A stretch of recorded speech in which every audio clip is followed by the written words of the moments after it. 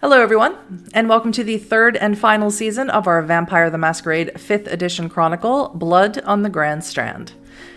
This is Season 3, Episode 2, Writing on the Wall. Let's meet our vampires, starting with Chris.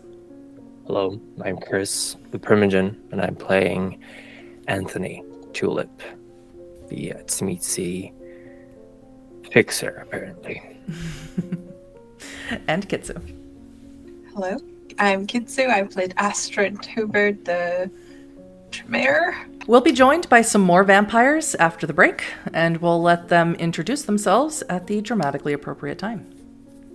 If anything that happens in this chronicle, or anything that you saw in the previous episode, seems unfamiliar, I suggest you watch our adjacent Thin Blood chronicle, Are We Dead Yet? But if you haven't, don't worry. Allow me to set the scene. We're going to start with you, Anthony. It's been 1 week since you and your child Stella met with all of the shovel-headed Thin Bloods at Hunter's new Pirate's Voyage hotel project, the Oceanside Motel. 1 week since you helped them get rid of a body, handed over Second Inquisition weapons to them, and made a promise to rewrite the memories of one of their human connections, who had become a masquerade breach. That last one will soon be a promise kept. You stand in front of your child's home and haven, a lovely 2-story house in Cherry Grove Beach, close to the ocean, but not so close as to attract the attention of the public. Now we know, Anthony, that Stella does not know that you are her sire. Not anymore. So, what is your relationship like? Do you go right into her haven? Well, as I always do, I don't like to intrude unannounced, so I walk up to her door and knock. Takes a few minutes. A little bit longer than maybe the previous times you've been there. You would know that that's odd, as perceptive as you are. But she does arrive eventually, and she looks like she just got out of the shower. She has a towel wrapped around her and wrapped around her hair. And she said, sorry, Anthony, I'm running a little late tonight. Well, hurry up and get dressed. We're needed. Well, you're needed. She's here. The girl the Thin Bloods were talking about. She's Right. I have her sedated in my back bedroom. So we're doing it here then. Come in. I'm not trying to show the whole neighborhood my bits. I head inside. So she's indeed in her bedroom then. Yeah, I kind of like these Thin Bloods, Anthony. I felt bad for them, and so when they got her, they took her from the Seacoast Medical. Apparently, she had run off to the cops and tried to get them to do something about her girlfriend. Because she told them they were vampires, you see. But they put her under a 5150. They sent her to the psychiatric unit of the Seacoast Medical. Problem is, Seacoast Medical, as you know, I'm sure, run by the Hecata. They seem to be running the circulatory system for the Camarilla now. Oh, good thing you got her out of there. I didn't. The Thin Bloods did. I don't know how, but they weren't looking so good when they called me. So I picked her up and brought her here. Because I felt bad. I feel bad for him. Understandable. I didn't choose this. Wits and insight, Anthony. What's an insight, of course. Let's see here. 4 successes. 4 successes. She's not telling the truth. She's not saying something. Of course not, but she's not telling me everything. Correct. I have a feeling there's something you're keeping from me.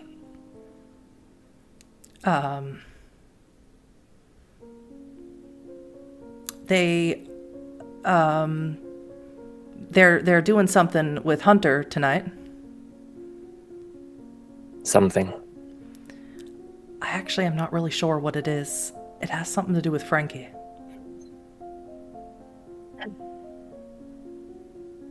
Well, that's their business. I wasn't asked to help them out with Frankie. I was asked to deal with this, so... I think it's something that sort of came up real fast. I don't think they really had time to think about it, and Hunter just happened to be on Broadway. Well, I trust Hunter to be able to handle things without causing a major breach of the masquerade, so we'll leave it at that. Or do you think there's going to be problems? I certainly hope not. I don't really think so. They were real dodgy. They didn't tell me. He didn't tell me a whole lot about it. So, I think it's fine. You think it's fine? I mean, I think so. I helped Ramon.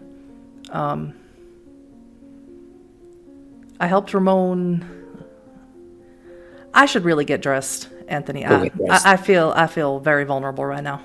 Go get dressed. I'll handle this. She goes into the bedroom. I Do you head take to out the my back phone. bedroom? I take out my phone and I send Hunter a very short text. Mm-hmm. What's going on? And then I head into the room where she is currently stored. She's a young woman, maybe in her early 30s, late 20s. She has short, dark hair, bright blue eyes, and she's just staring up into the ceiling. You see, next to the bed seems to be some medication of some kind. You are not a person who would really know the ins and outs of what this medication would do. I believe you don't have any dots in medicine, is that correct? Okay. So you assume that Stella is smart enough to know what combination of meds would keep her sedated and docile. I actually do have 2 dots in medicine, it turns out. You do? All right. I do. You can roll me intelligence medicine. Absolutely. 3 successes. Seems to be a combination of synthetic methadone and some Xanax. Keep anxiety down. I see. Standard fare. You notice as well in this room that just this room, something is wrong with it. The wood in the room seems to be rotting. The flowers have wilted almost all the way down to the mantle that they are sitting on. And Esther, which is her name, has a large white streak in her hair.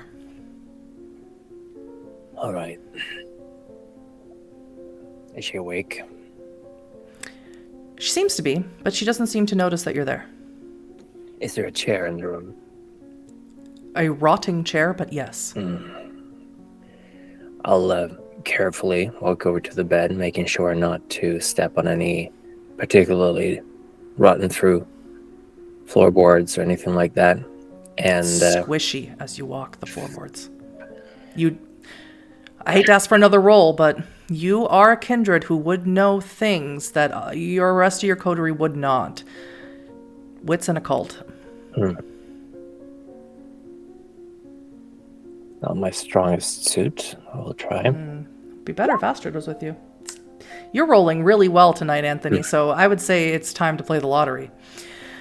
3 successes means you've met quite a few kindred, and you know, including yourself, that kindred all have a certain quirk about them, something that makes them different from each other, but also makes them weak or vulnerable in some way. These compulsions, these curses.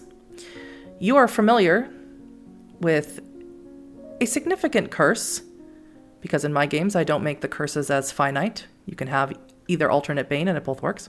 But this particular curse seems to be coming from a Hecata. If you were to guess, a Hecata spent the night in this room. You don't think Stella would allow a Hecata to spend the night, so it might be something you want to question her about. Maybe that thing she was withholding from you. Make a mental notation of this, considering perhaps if it's one of the thin bloods having this kind of effect, but it seems unlikely. And then what was her name again? Esther? Esther. I woke up next to the bed. Is there a window? There is. I look out the window for a little bit, make sure there's no one close by, no one watching. No, this is a sort of as close as Myrtle Beach gets to the suburbs. Right. And you don't see anyone back there. This is a house, so no. What's facing the window? Palm trees. Palm trees. Good. Difficult to hide in. Esther, is it? She doesn't answer you. She's just looking up at the ceiling, breathing slowly. I walk up to her, check her pulse. It's very low. Snap my fingers in front of her. That causes her attention. Slowly, she turns her head towards you. You, Esther? Are you an angel? I don't think I am. Why do you ask? I just feel so peaceful. I thought maybe I was going home. No, unfortunately for you, you're still stuck in Myrtle Beach. Is Ruby here?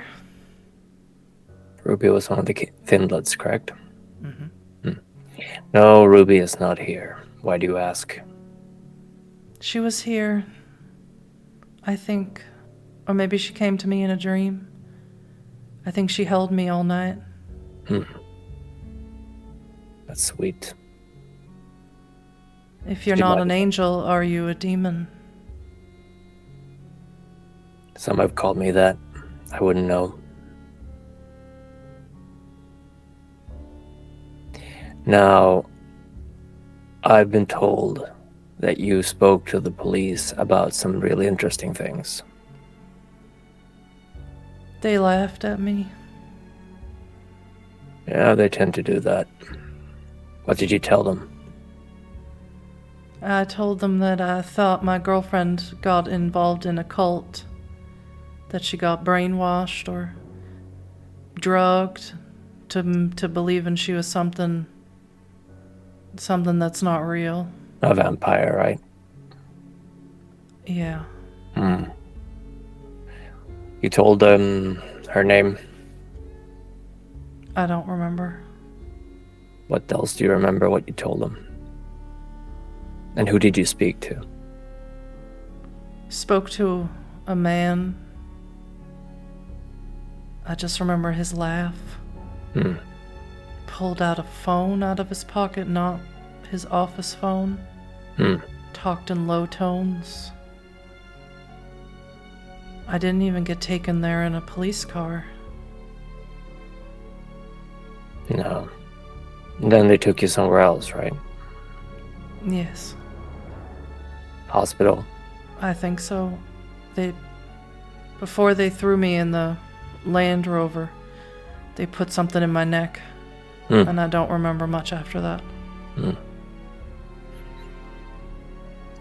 Does she seem pale? And particularly weak? Low on blood? Yes.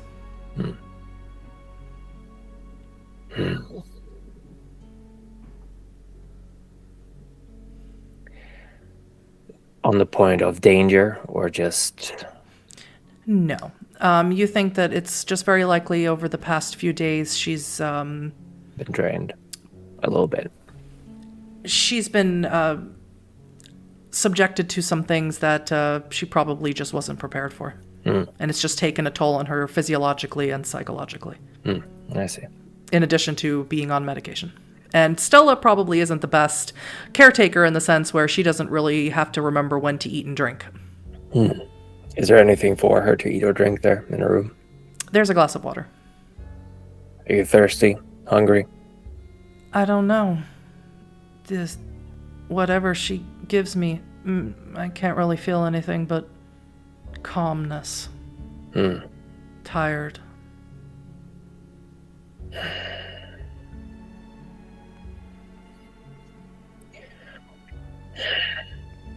I know enough now that clearly that police officer was in touch with one of our kind, or else he wouldn't have made that call, and they wouldn't have sent her to that hospital. Yes, you are aware, especially from Stella. Stella was murdered by the Hikata that work inside the police department. So for you, that is who murdered her. That is who attacked her and Marcus when she helped Marcus escape from them. So it would not be a far stretch that they are simply ghouls of whatever remnants of the clan of death remain here in Myrtle Beach. Yeah. Saul. Maybe. All right. Well, I woke up and sit next to her on the bed, carefully. Creaks a lot more than it should. It looks new. but the wood underneath it cracks as you sit down. Esther, do you have a place to go to? Do you have a place to stay? I was supposed to start my new job in Boston. In Boston? I'm a doctor. When are you starting? I was supposed to start last weekend. But I came here to surprise my girlfriend. We're getting married.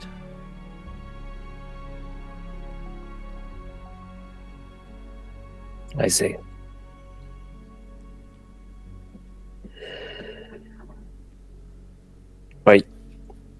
But your girlfriend has been taken by this cult, you say? I don't know. She seemed like herself last night. What did she last tell you? She told me someone was gonna come and make me feel better and that I'd get to go to Boston.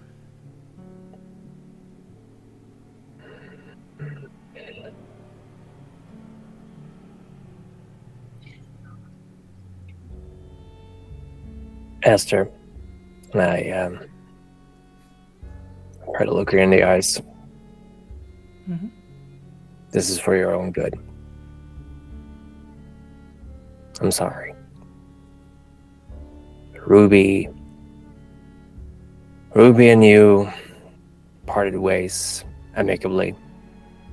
She's not interested in moving to Boston. Things are moving too fast, and she needs time for herself. You came down here. You met, talked things out. You're sad, but not heartbroken. But eventually you'll realize that that flame you felt inside, wanting to get married, moving in together, that was just excitement, and excitement fades. You'll be busy with your new job. You'll barely have time to think about your family, your future. And one day you'll wake up and realize you're happy you didn't move in with Ruby. Things were going too fast. Maybe you'll find someone else in Boston. Maybe you'll find someone else who's not quite so much to handle. And you'll be happy. As you speak to her, she nods. It's a look you've seen before. She agrees with you. She understands what you're saying. And these words suddenly become her opinion, as if she came to this conclusion on her own, and you had no influence on her at all. Can you make a rouse check for me? Of course. Failure. The beast claws deeply in your chest and rises in your throat. Just a little taste, ma chère. Just a little taste. No, not at all. I will find other things to satisfy me. Besides, she's not one of us. I am delighted. I cannot wait. You'll get your share. Esther sits up from the bed and says, do you think you, I think I lost my phone.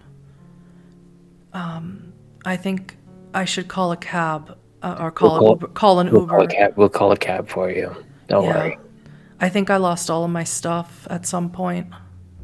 We'll go through the inventory once we clean up the place. Yeah. Okay. I'm going to go to the bathroom. Of course. What was your name again? Jim. Okay. Nice to meet you, Jim.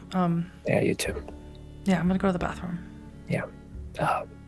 That's not where Stella went, right? No. No, okay. Stella has a lovely house. 2 stories, and every room has a bathroom. Ensuite. How sweet. How nice. As Esther leaves, Stella pushes the door open and slightly. You did real good, Anthony. Someday you're going to have to teach me that little trick. It's not the kind of praise I want to hear right now. Got an Uber coming for her. Is there a reason you didn't tell me that Ruby was here last night? Yes, but I don't think we should talk about it right now. All right. We'll talk about it when you feel like talking about it. Well, I got an Uber coming for her. I gave him instructions to ring the doorbell. All of her stuff is in the foyer in the front. Did you go through it? Any, I did. There's nothing in there. Good. Her phone? That was never recollected. I'm Good. guessing the Hecata have it. Good. She doesn't need it. I put money in her bag. And hopefully she'll make her way out of this fucking city. Go too. If you want to talk about stuff, I don't want to talk about anything. Well, I have to go meet someone. Who? You can come with me. His name's Nolan. He runs a bar. He called me and told me that the child of the prince is there, so he wants me to, right. make sure that she doesn't start making any proclamations or anything. So, yeah. As she's wont to do. Well, let's go then. I'll take you. How about I take you? I think I have a nicer car. Sure, why not? All right, hop in. You might want to get someone to fix the room there, by the way. Yeah, that's something that we need to talk about. Even if you don't want to talk, you need to know. I'm all ears. She leaves her home, grabs her keys, and she heads into her very nice four-door sedan.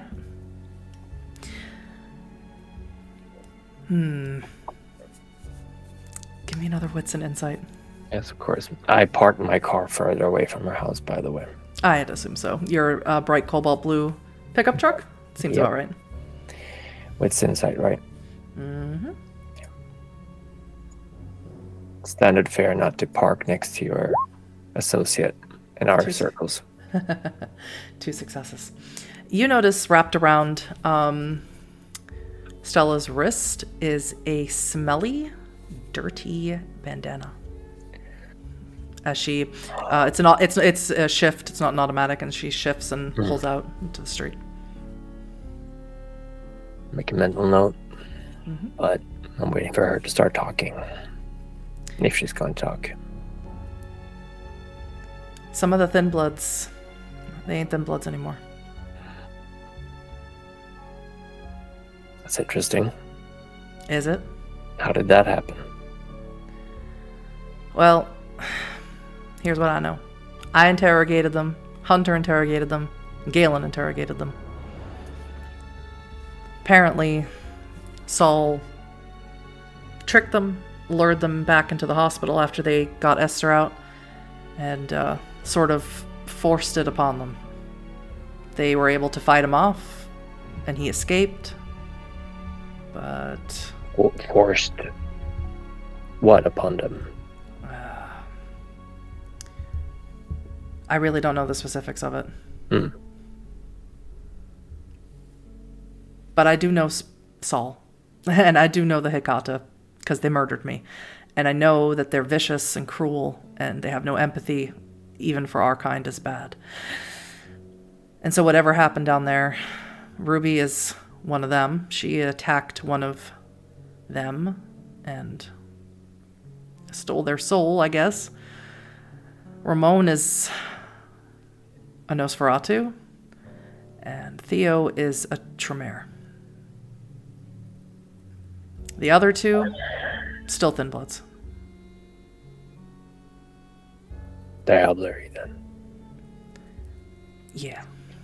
Well, better them than the other ones they got rid of. So, interesting. You're going to have to make their presence known sooner or later now that they're officially part of the party. I don't know. Is there no way for them to go? I guess that's a stupid question. There is not any way for them to go back. No. I helped Ramon I helped him look more normal. Because he doesn't... Not that he did before, but he really doesn't now as a sewer rat. It really doesn't look good now. Well, like I said, better than whatever scum of the earth that Saul socializes with. I'm assuming they were his associates, or did he actually kidnap and use... I have no idea. Guess we got something else to talk about next time we run into each other. Yeah. But Ruby's problem is dealt with. They are with Hunter, as I asked them to. Things are hopefully going to work out. Hopefully. Hopefully. Now let's find out what Astrid is up to. Astrid is up to. Stella drives to the night. We're going to shift our scene over to Astrid. Astrid, it's been a week since you met with 2 of the Thin Bloods. Your paramour Hunter asked you to help. And help them you did. You tasted their blood and informed them of the strengths and weaknesses within it. You also introduced them to the local Thin Blood leader on the Grand Strand, Tom. But since that night, you've been a little preoccupied. With the help of Hunter, you've convinced Dean to let you have your freedom, but threats to you, your friends, and to the Grand Strand still remain. Ethan, Dean's second child, and I guess technically your broodmate, is still AWOL after he aided Conanti in blowing up your sire's haven, Magi Quest, eliminating most of the high-ranking Camarilla in the city. Your La Sombra friend and fellow daughter of Oblivion, Susie, still remains loyal to the Ivory Tower, and she has asked you to meet her at one of the only surviving Elysia in Myrtle Beach, a bar on the pier in Cherry Grove Beach called The Wet Spot. As you pull into the parking lot in your Audi 4-door sedan, I need a wits and awareness roll, please. 2. With 2 successes, you see as you pull in, it's a parking lot, which then leads to a long pier, probably the longest pier on the Grand Strand, all the way to the ocean. And at the end is the bar. But you see just off to the side of the pier, in the shadows, just along the long fence, you see 3 people talking hushed tones and low tones, and you do recognize one of them. You recognize her as a woman named Alex. You don't know her well, but you do know that she was one of the Tremere that was loyal to your sire, that was loyal to Dean and the Camarilla. And they seem to be having a panic discussion or a worried discussion. Alex is very animated in her gestures and such. She doesn't notice you pull in. I sit very quietly in my car.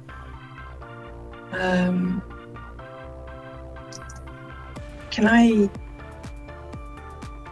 use heightened senses to hear what they're talking about? Yes, please. Yes, that requires no rouse. It's a free action.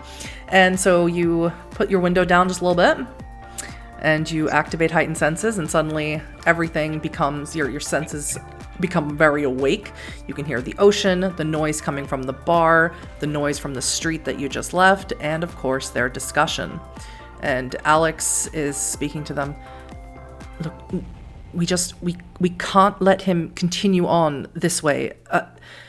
His plans, what he's doing, it's going to get us all killed. If he thinks that this is the way that we're going to eliminate the Sabbat and the Anox from the Grand Strand, then this is madness. We tried and it didn't work, and he is insistent on continuing on with it. And we have to make a stand. If we don't make a stand, then he's going to get us all killed. And the other Tremere are disagreeing, telling Alex that she's being dramatic, that she has too many Anarch sympathies, that she got too close to the situation, and that's why she's acting this way. They don't seem to be buying into her hysterics. I slowly get out of the car, but they were not the people that I was supposed to meet, so I just listen in and come. make my way inside. Are you surreptitious in any way? Do you try and make it so they don't see you? Or do you just walk by? I just... No, I just sort of like get out of my car, lock my car normally like one would, and I'm not trying to really hide from them. I nod my head to them as I pass. All right. So you're going to notice that the other two Tremere, they're look like young men. The other two Tremere, they nod in your direction respectfully, but Alex leaves their discussion and comes over to you immediately. And she says, Astrid, hello, you remember me, right? We've met before. Yes, of course. You seem distressed. Oh, it's so lovely to see you. We had truly believed that you were not in the Ivory Tower anymore. We rarely see you in the few gathering places we have left. Yes. For now, that is the best I believe. It is a cleansed time. Are you planning on rejoining? Or are you... I am here to meet a friend. I see. Perhaps this isn't the best place to talk, but if you talk to your sire at any point, you could maybe perhaps dissuade him from any extraordinarily dangerous circumstances he is trying to put us all under. Oh dear. He must be under a lot of stress recently. That's putting it mildly, I suppose. What might those plans be? Should I be aware? The other two Tremere come up behind her, and they say, don't pay Alex any mind, Astrid. I'm so sorry. She's persona non grata at the moment. Dean has expelled her from the court, and we think that she's trying to just get back in and is trying to be very dramatic. It really isn't a big deal. Let's go. It's nothing, really. That doesn't sound very good. I hope you can regroup. I say, looking at Alex. Alex looks very angry. The men say, well, we are together as always. We witches must stick together. And we are solid together. And we would be most grateful to have you with us again. As you know, with certain things, timing is everything. Yes, and we do respect you. If Dean gave you his leave to pursue your own passions, then certainly it is the best course of action. You are certainly one to look out for and to trust. As much as our kind can trust each other. Noted. And I'm grateful to hear you say so. However, I will be late for my appointment with my friend. It's been nice catching up with you, and it's been a pleasure to... Do I know the other two? You don't. And it's been a pleasure to meet you, sirs. Yes, so sorry. My name is Jonathan, and this is Ezekiel. My pleasure. I shall keep your words in mind. And with this, my eyes go to Alex as well, and I give her a nod. Alex reaches out and grabs your hand, and she says, please, if you have any time in the near future, please come to the Freestyle Amusement Park. It's where all the Thin Bloods are. I'm staying there. We need to talk. I will keep that in mind. Thank you. I squeeze her hand back and then slip my hand out and I go. As you remove your hand from hers, you see that she's very feisty, and her long blonde hair, she flicks it right into Jonathan's face as she leaves. I like her. Mm-hmm. Okay. So you take the long walk on the pier down to this place. Mm-hmm. Now, this is one of the few Alicia. Would you say, Astrid, you've been here before? Would you say this is your first time? Would you have scoped the joint out before? What do you think? I think just because I believe Astrid is the kind of person that prefers prevention rather than action, if where it can be applied. I feel like she would have at least scoped it out before. Mm-hmm. Yeah, so you are aware then that this bar is called the Wet Spot, and it is owned by a Camarilla gangrel named Nolan. And there are a few other younger cam vampires who are here, who are regulars, you might say. One of whom is a singer named Clover. And you do know that Susie likes to come here.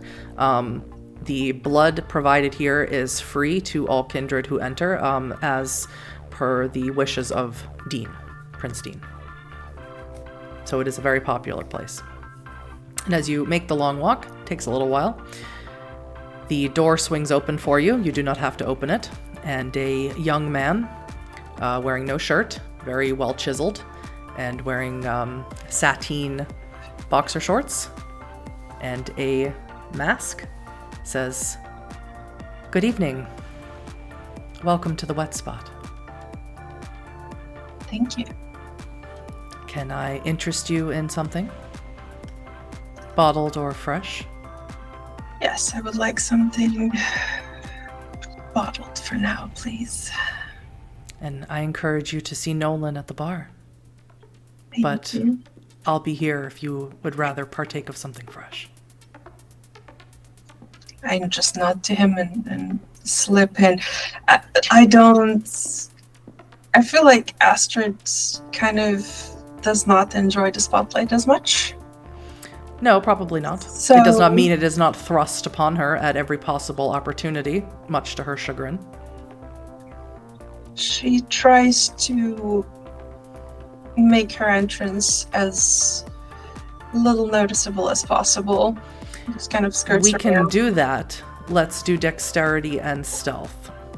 All right. Or actually, let's do resolve and stealth. Got it. 5 successes. Yep.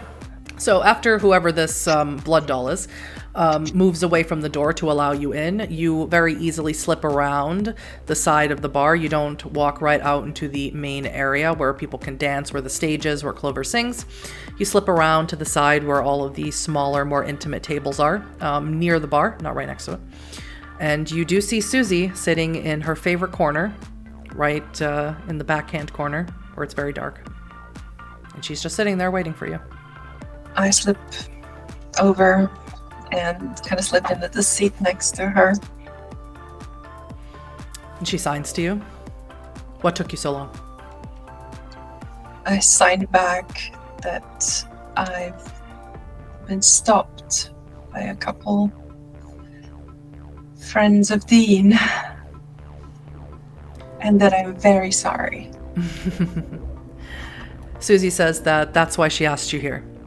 She's been hearing a lot of bad things about Dean. I keep signing. I go like, what kind of things? Everyone is saying that, besides the most loyal, everyone is saying that Dean is losing it. That he's doing something with blood magic that even most of the Tremere on the Grand Strand would not dare. Have you heard what that is? Susie says no. She's been trying to find out, and she wanted to know if maybe you knew. I signed that I'll give it a think, and I do kind of pause and try to tune out the music, the live, The one that Definitely have turned off heightened senses at this point. yeah, those are off. It'd be Yeah. like overload otherwise. And I try to focus on what I have learned in this time and what I know and what I've read and what I've noticed from my last conversations. Well, we're going to find out if Astrid knows, because I don't even know if Astrid knows, but we're going to find out right now. So let's do a wits and occult roll. To see if there's anything that Dean has ever mentioned in your time together that even you would have said, well, that seems like a stupid idea. Yeah. Yeah. So that's 4 successes. 4 successes isn't quite high enough for where you would know exactly what he's doing. But you do remember one time back when you were living with him at the air base, back before you met your coterie, you do remember him talking about how brilliant it would be if he could bind a werewolf to himself. What a powerful weapon it would be. I kind of cringe a little bit at the memory. She nods very quietly and then tries to look around the place just to see whether someone's noticed her, whether someone's looking their way. No, with that amount of successes, no one's really noticed you yet. All right. Then she turns to Susie. She goes, well, I'll have a think. I might have an idea, but I'm not entirely sure. And if that's what he's thinking, this is not gonna fly. Susie starts banging on the table. And she's trying to get the attention of the bartender, of Nolan. So you're definitely going to be noticed now. And Nolan comes on over and he puts his hand on her back and he says, hey, welcome. What can I get you ladies tonight? Astrid, always a pleasure, always an honor. Thank you. Just something small, something bottled, please, something very... Oh. Everything behind the bar is bottled. What would you like? Something sweet, delicate, something fiery? Something light, please, for tonight. You got it. And Susie, I'll get you the regular. And he jots back over to behind the bar. Anthony and Stella have arrived at the wet spot, arrived into the parking lot. Anthony, there's no way in hell you've ever been in here. I don't know if you were even aware that there was an Elysia. You don't think it's that old.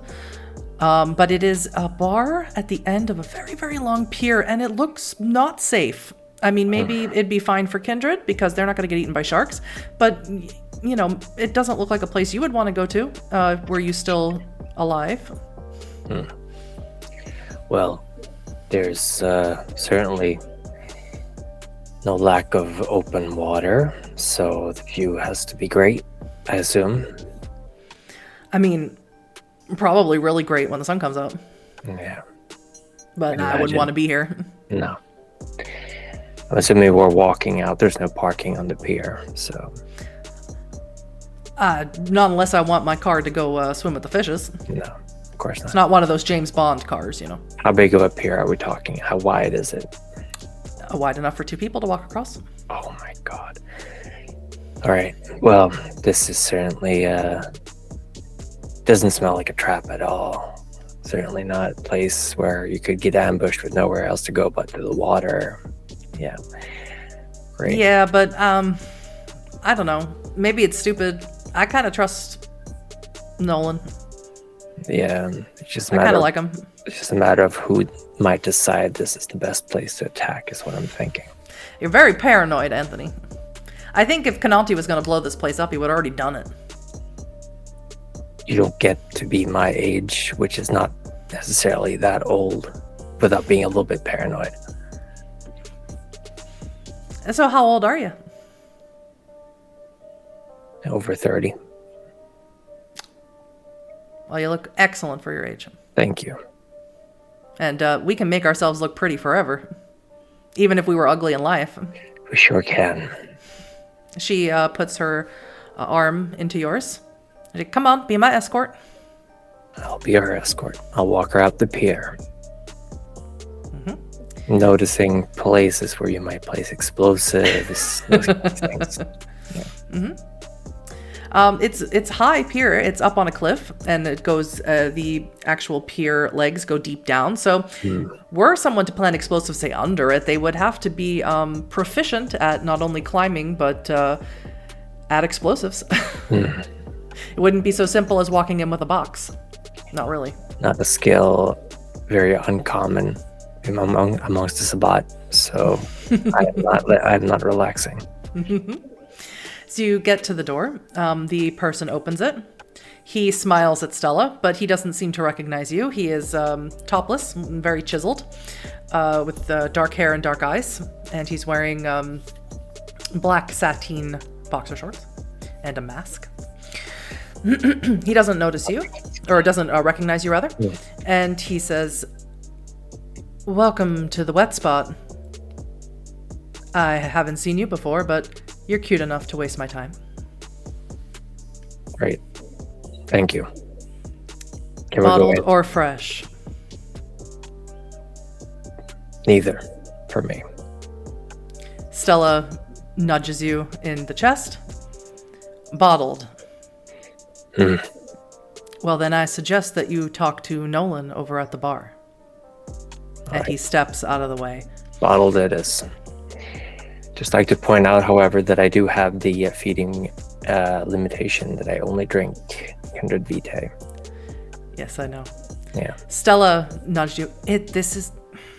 I know you ain't never been cam, but this is just how they are.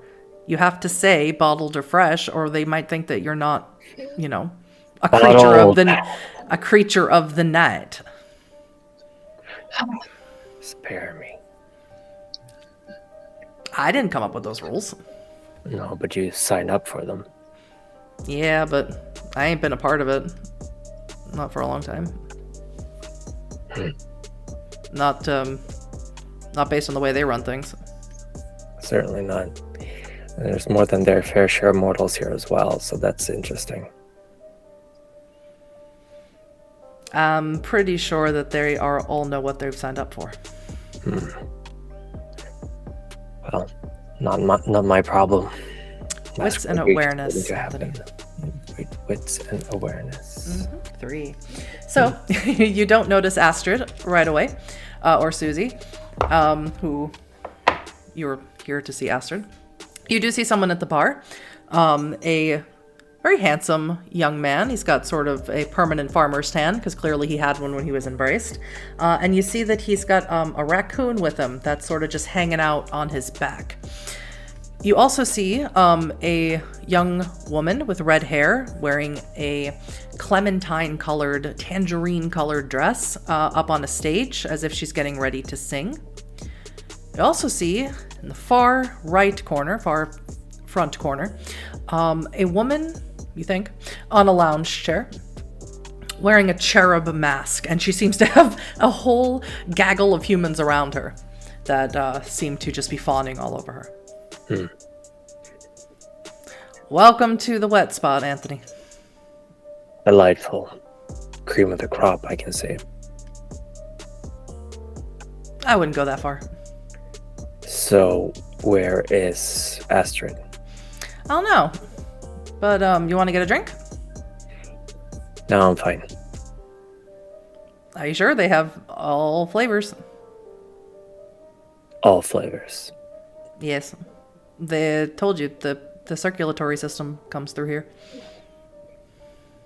No, I'm fine. I've had before we met. Okay. Which is, of course, a lie. So. Yes. Well, we know that you're a two-hunger. Stella starts walking over towards the bar and says hi to Nolan, and you can tell that they seem very friendly. Astrid, you see Anthony in a Camarilla Elysia, but he doesn't see you. If I had breath, I would have taken it away because that's a very odd sight. But I get up and try to meet him. I just silence to Susie. I'm like, I will be right back. Susie stands up to go with you. she likes Anthony. Because he can do something that she wishes she could. Okay, let's go. Have we gotten our drinks yet or not? Mm-hmm. Okay, well, let's take the drinks. Yours is in a shaker's cup. Beautiful. I lead her over. And Anthony, as you're just standing in the middle of this room, going like, this is it. This is what's so great about the fucking cam. There's, goofy ass parties. You feel someone tap you on the shoulder, and it is Astrid's friend Susie. Oh. She waves. Good evening. You also see Astrid is with her. You did not notice her. Astrid. Anthony, night of reunions, I suppose. Are you well? I suppose. You? Yeah, I've been, it's been, Keeping busy.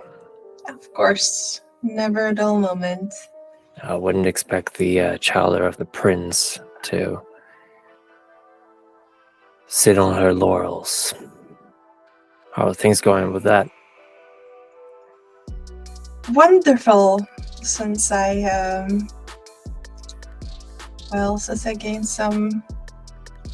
moved out. Congratulations. Thank you. You get to come of age twice. Fun. So old Dean has relaxed a bit then, I presume? Oh no, not Losing at the all. reins? Not at all. I mean, the reins, yes, but nothing else, unfortunately. Or fortunately, depending on how you're seeing it. What brings you here, though? Sorry So about Stella.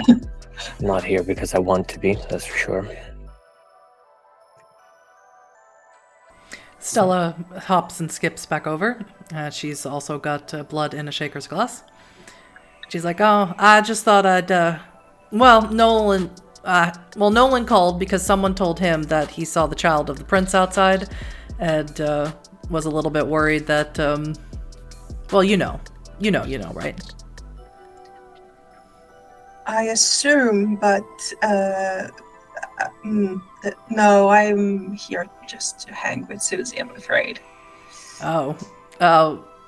Look, if princes were chosen by a democracy, this place would be covered with little campaign posters of your face.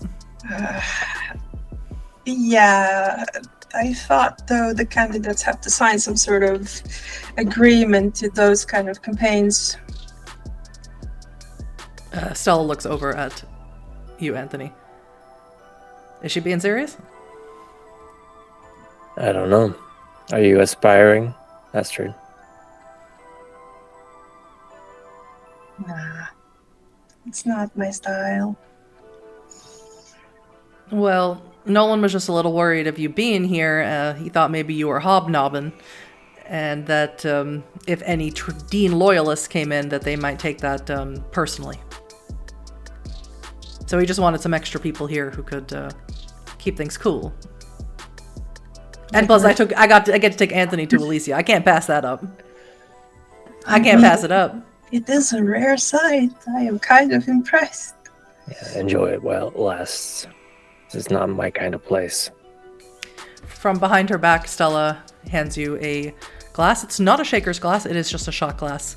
I think you might like this one, Anthony, if you want to try it. And she winks at you. Take it. Smell it. It smells nice.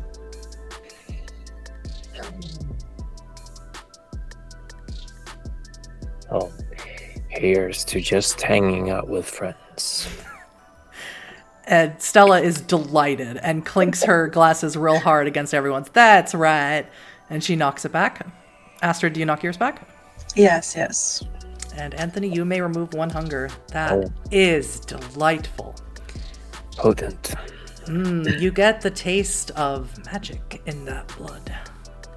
Mir or Banu. Could be either one. Hard to say. Interesting. Wouldn't expect this kind of specialty at a Camarilla place, but calling me impressed. Yeah, like I said. Well, we should all sit down. Let's all sit down. We've got a booth in the back, but I did expect some sort of tensions, but not quite to the point of confrontation. She looks around, so...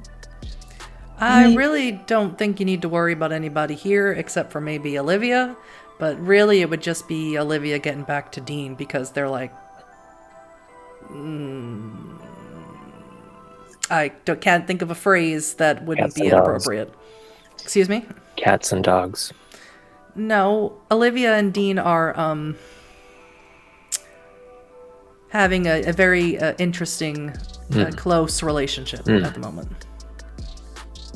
I see. Well, it's a good thing you're not aspiring for princedom, Astrid, or being seen with one of my kind might ruin your chances with the more... Let's go sit down. Conservative aspects of the group. Let's go sit down. Here she goes. Thank you for lowering my chances. I mean, there's two of us. I mean, you can't get much lower than that. Oh my goodness! And I give her a half hug as I walk. I mean, we could always have some of our other coterie members here. That would certainly improve things. Oh my goodness! It's almost as though my paramour is one of you as well. I actually had to inflate my lungs for that. I haven't done that in a while. So, anyway, Anthony, but what you're saying about the rarities and delicacies of the wet spot, the Hecata, I don't know what they're doing, but I'm guessing that's sort of why the thinnies ain't thinnies no more. I'm guessing they weren't necessarily feasting on associates, but maybe bodies being kept staked. You wouldn't need to just feed on them, you would have to destroy them. Yeah, but if they were in desperate, dire times and thought they were gonna die, I mean, I know one of them had a weakness in her blood. She hurt like a human hurt. If you think the Camarilla has a hard-on for thin bloods, just wait until you hear what they do with the ones who commit the gravest of sins. I don't know, Astrid. If you became prince, would you change the policy? Would it be a free-for-all for those people and thin bloods? Would we all be equal under the reign of Astrid? Why do you have to do this? Well, you know, there's nuances to everything, but equality for all. Woo. Knock back my glass. Tell me. Oh, sorry. Go ahead. No, do tell me more. The one about the one that bruised like a human. What happened to them? Oh, yeah. I didn't know if Hunter told you or not. Some of them aren't thin bloods anymore. They're thick bloods, as they like to call us. That's not how I remember it. This must be recent. Last night, 2 nights ago. Really recent. An old friend of ours, he got him a little gift with a pretty big price tag attached to it. Blonde, surfer. Dick. That's a given. When was the last time you spoke to Saul? When I told him to fuck off. Yeah, that would make sense. Not quite in those words, you know, I don't really say those words, but I don't quite... He's being a pain in the ass. I know the thin bloods, they tried to kill him twice. Once to rescue Esther, because he wouldn't give her back, and twice when he lured them back there and they tried to kill him again, and he escaped both times. I said he's like a weed. He's like an old weed, and you just can't kill him. What does he want with them to begin with? I don't know. Saul is so psychotic, sociopath. I have no idea what he could possibly want. To sow as much chaos as possible.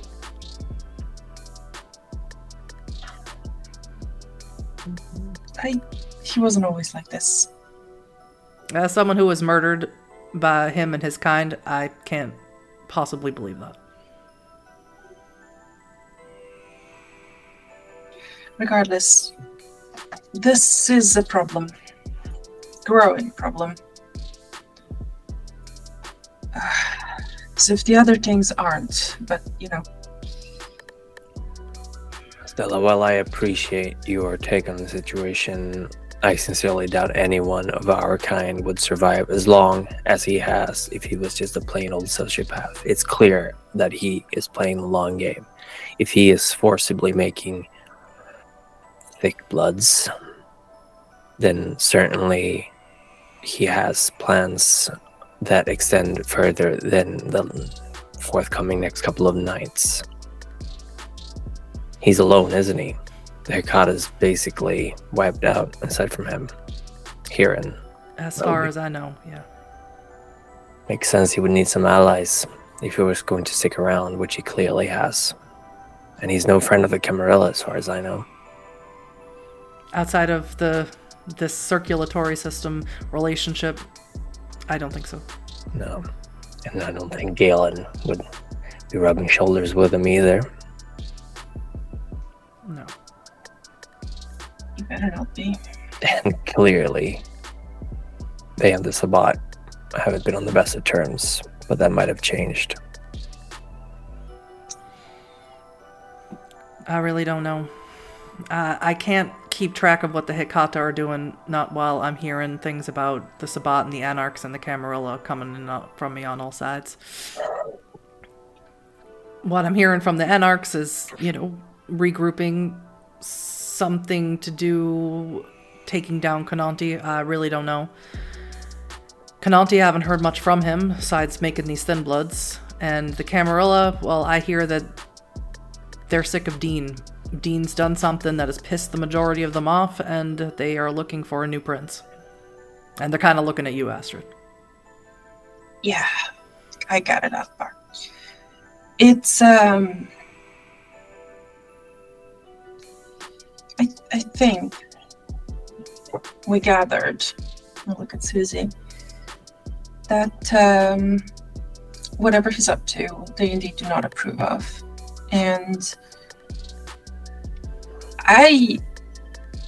my memory is a little hazy sometimes of certain things, but very early on, I do recall he was talking about something really crazy. Achievable, possibly, if one applies themselves, but very crazy. We're talking like getting a pet kind of crazy. The kind of pets that we don't keep. Stella looks over at you, Anthony. I've never been good with word games. What are you trying to say? What's a pet that we can't like Nolan's got a raccoon. So I don't know if there are pets we can't have. Day, but I look at Anthony and I sign in our code 3 sign. I sound like you use your cryptolect? Mm-hmm. Yeah, I just say werewolves. I sign back in the crypt. Are you serious? I sign back. I hope I'm wrong, but that's what I remember. Stella rolls her eyes, being left out of the conversation. Sorry. Raccoons are cute, though. Absolutely. Mm-hmm.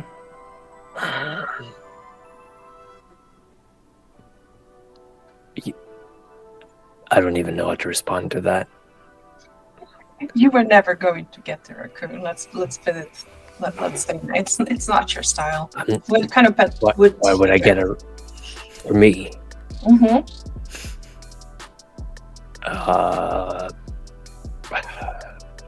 Dog. Oh, I love dogs.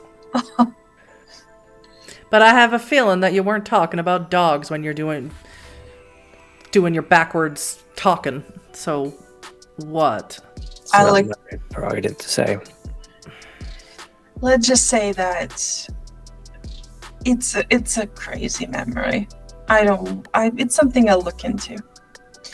Because I feel like if I'm just accusing things and pulling things out of my dreams,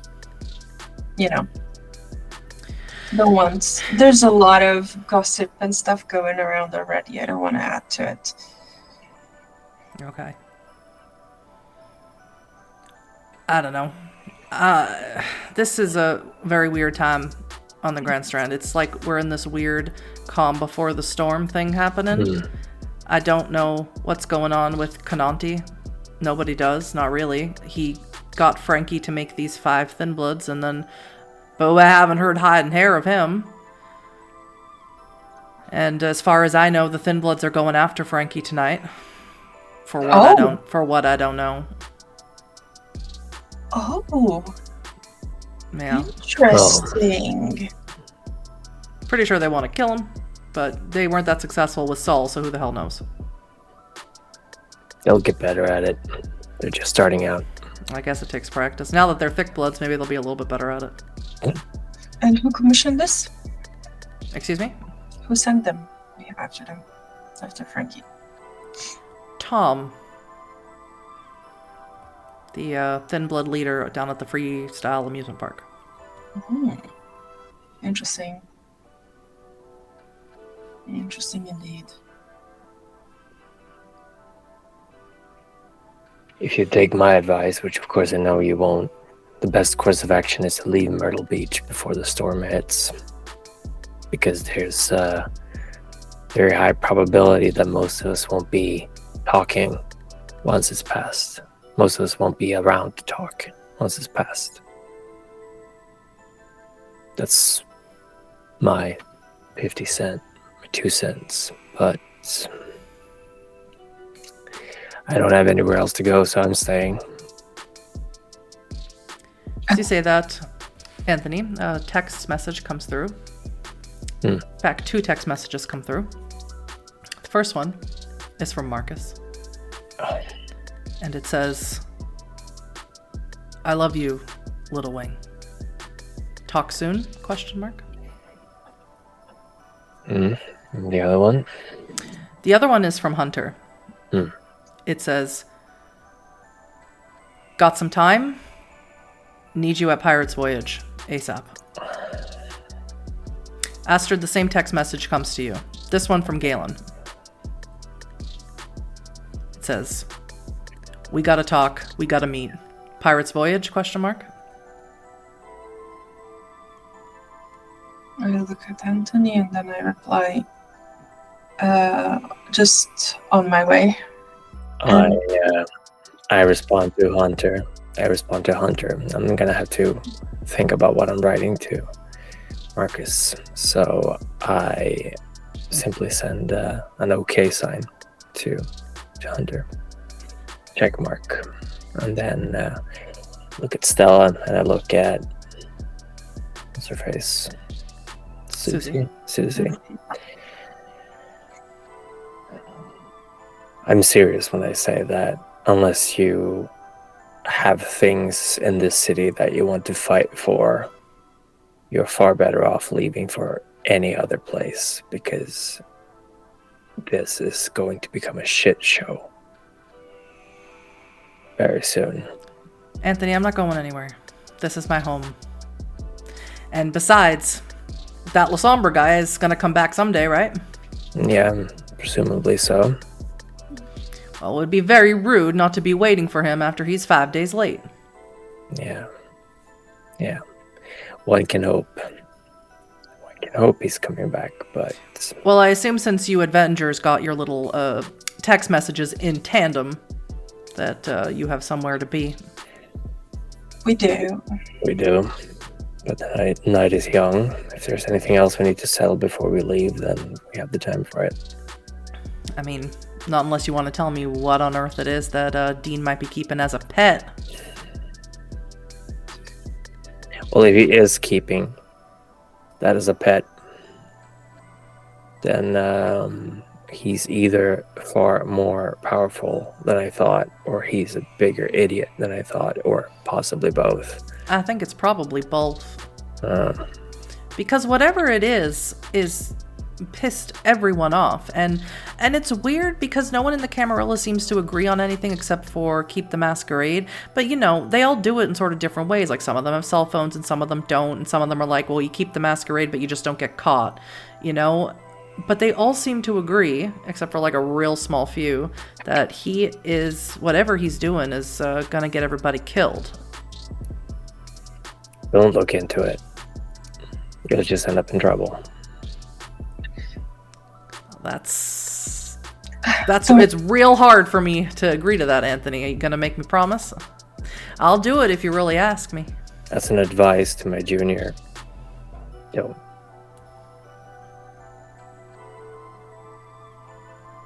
Come on, ask me.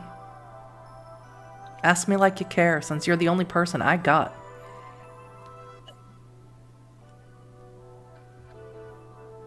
Please don't go looking into things that you'll regret looking into. Keep your nose clean. As you wish. And Stella gets up from the table, heads back over to the bar. Let's go. Susie grabs onto you, Anthony, and she starts holding onto her neck. Mm-hmm.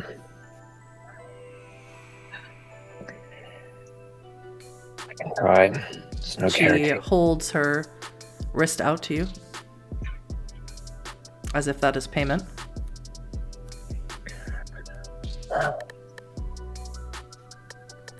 None needed. But this might not work. I'll do my best. Mm-hmm. So you are going to do it? Yes, I'm going to use a blood surge. Failure, so it might be needed after all. Might be. Mm-hmm. I'm only on 2. I'm used to being on 4, so. Mm-hmm. All right, then. So that would be... Let's see here. Medicine, resolve and protein. Resolve and protein. Mm-hmm. Right, that is 3 successes. Oh. 3 successes. That's I will use is that enough? That's enough. Mm-hmm. That's exactly what I was looking for. At least 3. Okay. Because you have to reach into her throat and you have to sort of correct a lacerated larynx. So that takes a little bit of time. Yeah. And you reach in and you do this, and Susie smiles at you as you do this with her head raised up. Astrid, do you watch? Carefully. I watch initially, but then I go back to Nolan and ask for another drink that Anthony's had, and then come back with that. So you start fixing it, preparing it. Mm-hmm. Very carefully. Stitching it together. I like it work. Mm-hmm. And you sort of try and shield yourself from it so that sure no one can see it. And Susie coughs a little as she finishes and she says, "Thank you. I'm always really appreciative when you can do that for me. My pleasure. But you must accept some payment." I have the drink. It's fine. Keep it to yourself. You might need it. I have it. I would like to give it to you.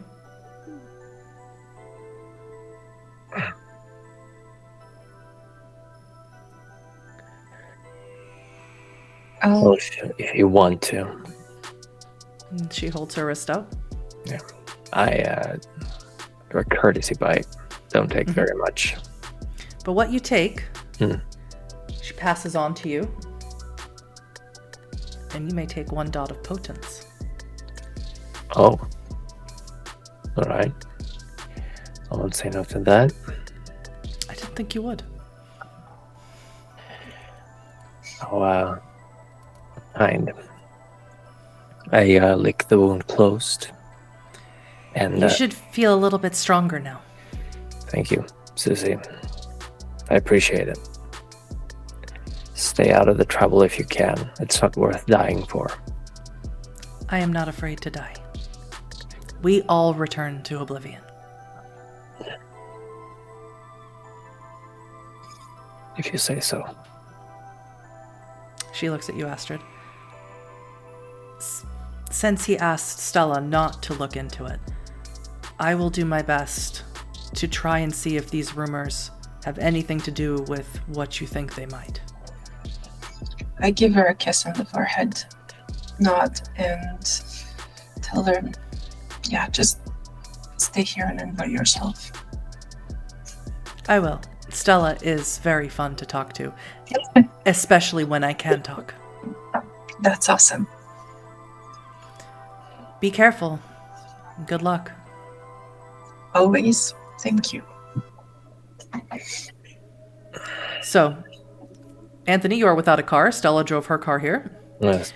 So, but of course, Astrid has a very nice car. She has an Audi 4-door sedan.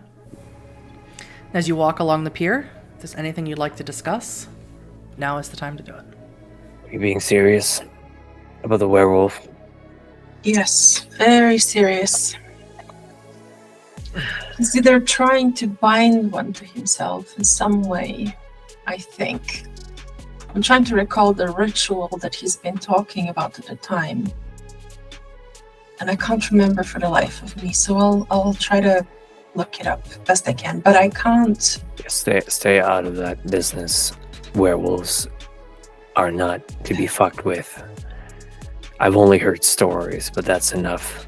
One of them tore through a pack like it was nothing. There was nothing left of them. One werewolf. I knew their priest. We spoke once or twice, and he was a fighter. There was not enough left to bury.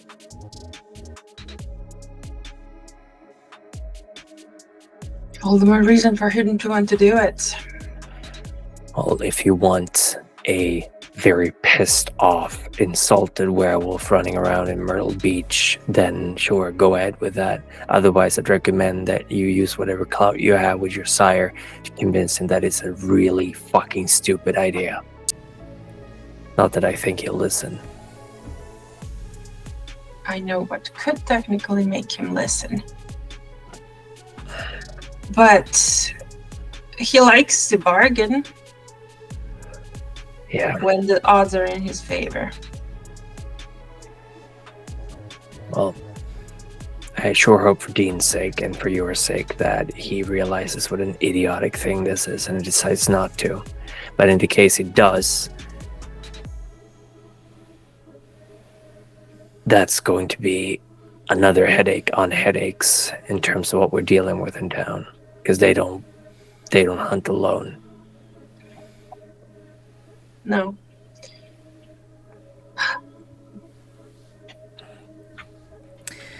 And as you both drive off into the night, Astrid driving, heading towards Pirate's Voyage, with thoughts of werewolves, with thoughts of thin-blood diablerists, that is where we are going to take a very quick break. Hello, everyone, and welcome back to Blood on the Grand Strand, Season 3, Episode 2, Writing on the Wall. We're joined by a new pair of vampires now, so let's let them introduce themselves, starting with Az. Hi, I'm Az. I'm as I was on most social media platforms because I think I'm funny. And today I'm going to be playing Linda the Mulcavian. And Zach. Hi, I'm Zachary Vaudo. YepitsZak on Twitter, but I've moved over to SneakerNet on Blue Sky if you're over there now. And I'm wherever tabletop games are played, being whoever I may want to be. Tonight, I'm once again your Baron of the Strip, Baron Conanti.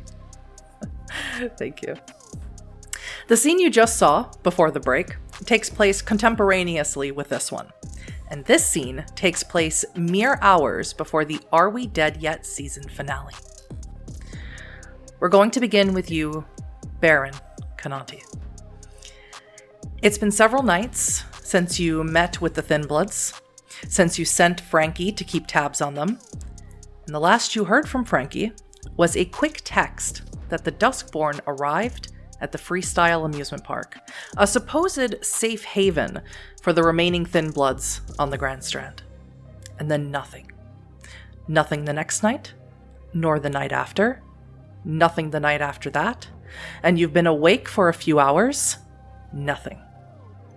You're at your club, your beachside club now, and Boa is working the bar, fumbling with the shaker and causing a line, because normally that's what Frankie would be doing, while Cobra stands at your side, surveying the crowd. Many of the people in the crowd are your own Thin Blood followers, mingling with your human acolytes, as well as, of course, the public who wander onto your sand. In the middle of that, I text Boa, there's a line.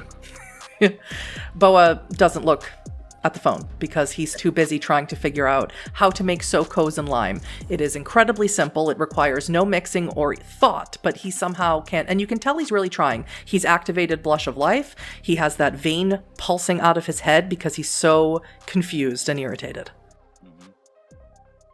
Well, doing his best. Got himself an upgrade, and now he's off the bit up top. I'll text Frankie at this point because it's been a few days of no contact whatsoever. About 3 nights of no contact. We are on night 4 now. Is this the longest I've had no contact with Frankie since he came into my fold? Yes, Frankie was the first kindred that you truly met here on the Grand Strand, and it required almost nothing of you for him to fall under your sway and to be loyal to more than a fault. He would have followed you right into the sunrise. Pull phone and I'll just text, and at this point, because it's been many nights, I'll text him, boy, you better be dead. Cobra sees what you're doing and he looks down and he says, boss, I think we have to accept the reality of the situation as it is. What reality is that, my friend? Frankie ain't smart enough to make it on his own, so he gotta be dead, right? It's possible. That or he decided to just hightail it. Could go either way. There's always options. He's got connections here. He's got that kid that he's still looking for. Mm-hmm. I don't think he'd be going anywhere unless he got the kid. And I'm still trying to find where the kid is. I still haven't found him. Well, if you can't find where the kid is, who knows where the outcome may be? That's why I'm saying he's got to be dead. Because if I can't find him, I don't think Frankie can. Could be. Well, I suppose we'll find out soon enough. Only a matter of time before word passes around, if that is the case. So who do you think took him? Old Three Eyes, am I right? Probably. Him and his crew had the biggest stick to shake. Plus, I imagine they're a little sore after how I ended things. So what do you say? We send some of these licks up there, give them a show?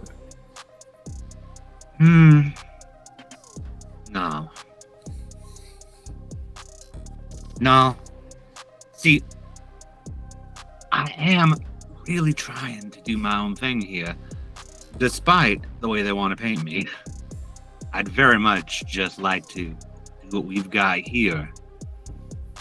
And then take it from there. I'm not trying to start a turf war as much as they want me to. I appreciate what you're saying, boss. But it's too late now. It's already begun. Is it? Has it? Because they hit me, I hit back. That sounds like exactly what a turf war is. Yeah, but that's it. The point is that's been it. We ain't gone back and forth since. They had, with Frankie, if they took him, they had a personal grudge against him as well. It's been too quiet. Which only means that they're thinking. And it gets real dangerous when Anarchs start thinking. Oh, well, it means we got some time to kill then.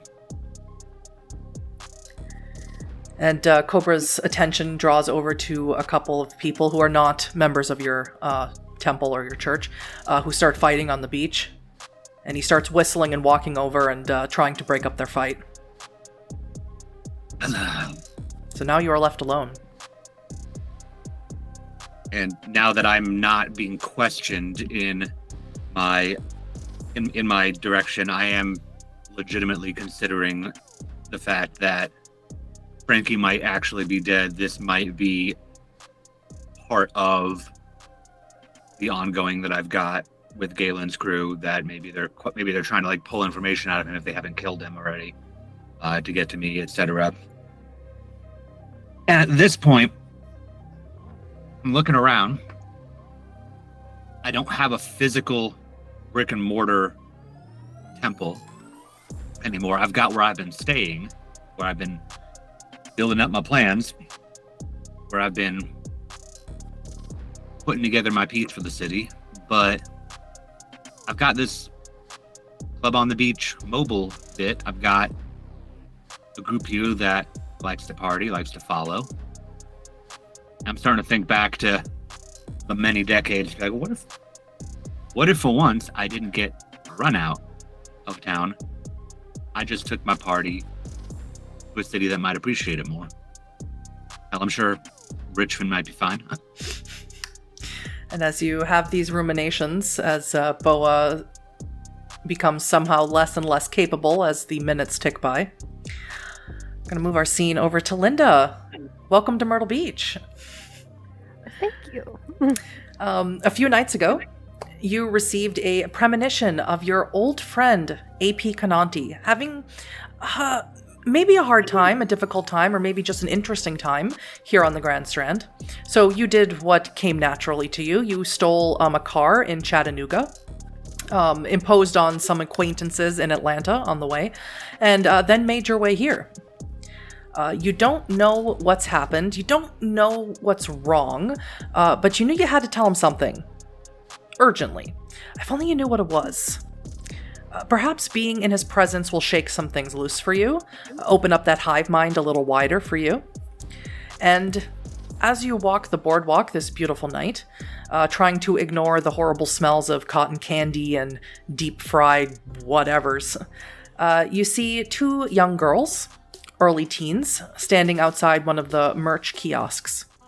It looks like they're being reprimanded for stealing some seashell bracelets, and the owner is shouting at them, threatening to call the cops unless they pay for what they were likely attempting to steal. So, Linda's kind of looking at the different things and grabs something off whatever he's selling. How much was it for this? He looks at you. Are you there, mother? Oh, no, I don't have children. How much for this, though? And gonna get a good look at his eyes. Of course. And use mesmerize. Don't need to rouse your blood. You don't need to make any rolls because he is an unsuspecting mortal. And of course, immediately, all his attention on you. The girls never knew him.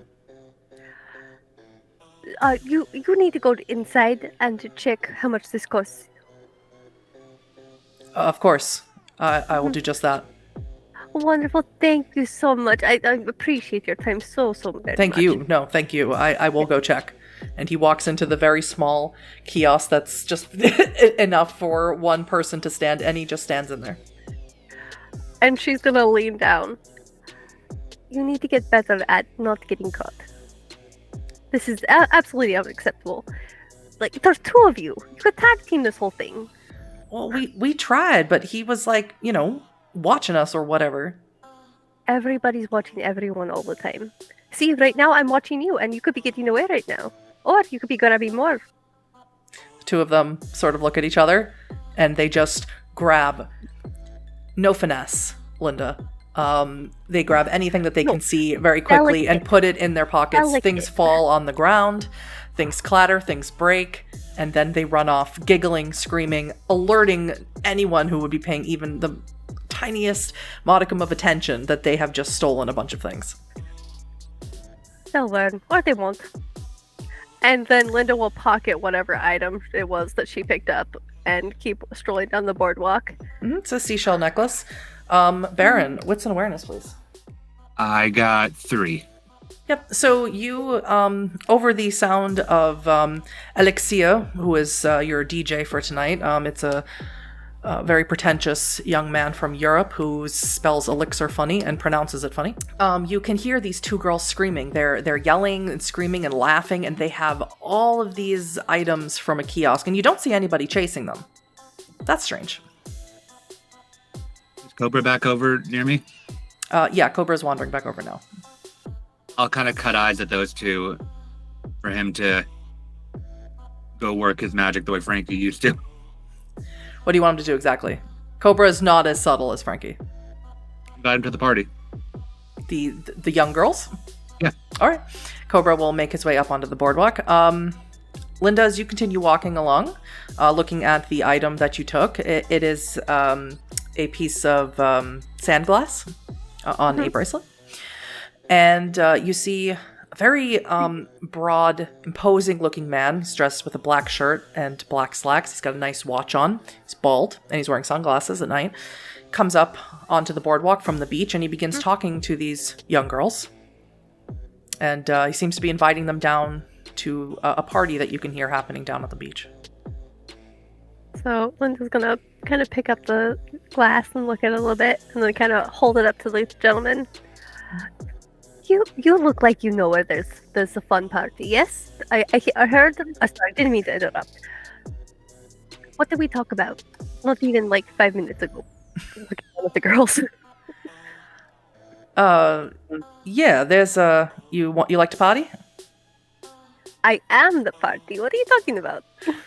Great. Yeah. There's a party down on the beach. Club Karma on the beach. Do you think it's about karma? Pardon? The whole thing, is it about karma? What's your stance on this? And she's gonna hold up the glass. Because I don't think this is what I'm here for. He takes the glass from you. I don't know what you're here for, but if you are here to party, Club Karma is the place to do it. Always good karma at Club Karma. And he says it as if he's reciting some sort of branding merchandise that maybe was floated around at one time. Karma. No, that's not it. But you look like, yeah, you know where I need to be. Do you have a bus or... Why don't you... He hands you the sand glass back. Why don't you follow me? I think you should talk to my... I think you should talk to my boss. Yes, no, the karma. That's what we talked about just now. Yeah, you remind me of someone I met once. His name was Chris. I'm gonna go... No, you've never met anyone like me. Sure. I actually think that you're correct when you say that. Let's head down the stairs here. Linda just kind of takes his arm and starts kind of skipping off towards wherever he's leading her to. And the girls who he was inviting down to the party sort of look at each other, start cackling again, and continue running down the street. Yeah. And Conanti, you see that Cobra does not return with 2 teenagers who might be looking to do a little underage drinking. Instead, he returns with someone you know. Someone have not seen in 30 years, perhaps, maybe 20 years. It is Linda Malkavian. You met the night in San Francisco, and the one who helped initiate you into the Sabbat. Bless my stars, Cobra. You don't know, but you did even better than I asked. I would be very grateful if a reward would be you take her off my hands. I would absolutely love to. What did I do to you? Excuse you. I just gesture to one of the seats near me. Hold on, you a sight for sore eyes. Did you say that to me? I most likely did. Mm. But I appreciate the return. How have you been? It's been a while. It has, my dear Linda. It has. I have been in a ways. I have been cutting out a little section of this place for myself. I got a little bit of payback that I told you about. That got taken away kind of quickly, but had it for a moment. It was nice. Felt pretty good. You just Making have new to friends, track. making new enemies. You know how it is. Oh no, karma. Everybody has karma, I suppose you're right. and some people comeuppance. See, I told you you'd get it. Wasn't quite at the level I was hoping for, but for a brief breath of time, it was so nice. Nice, yes. What brings Is you that out? all that's been going on? I had a feeling that I needed to come out, say hi. It's been too long. You're you were in my thoughts, and Storyteller, and I guess also as the last time that I remember meeting Linda had a much more generic accent. I'm noticing a different accent. You said it's been 30 years, so this is new to me. No. Okay. So the last time that you met Linda, and all the consequent times that you have met Linda, Okay. she has spoken with a Russian accent. Okay, You're so just that referring one night. to when we did the chemically induced flashback with the Thin Bloods. Well, That's right. that is a little bit different. Got it. They were not inhabiting or looking like themselves. That was just a slightly That was different. how they heard it. Okay. Yeah. When Linda Okay. was speaking to you in that flashback, she absolutely sounded Russian. Got it. Cool. Mhm. Looked to Linda and go, usually it's worrying when you find yourself stuck in a Malkavian's thoughts, but I you're appreciate the company. right there, so it's fine.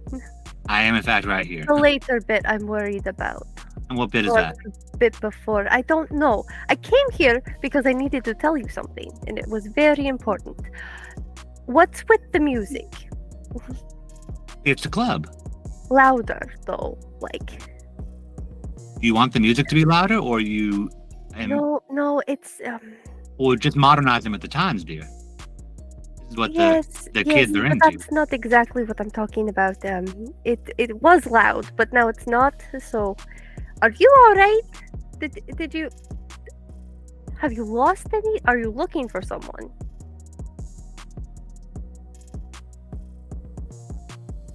Yes, actually.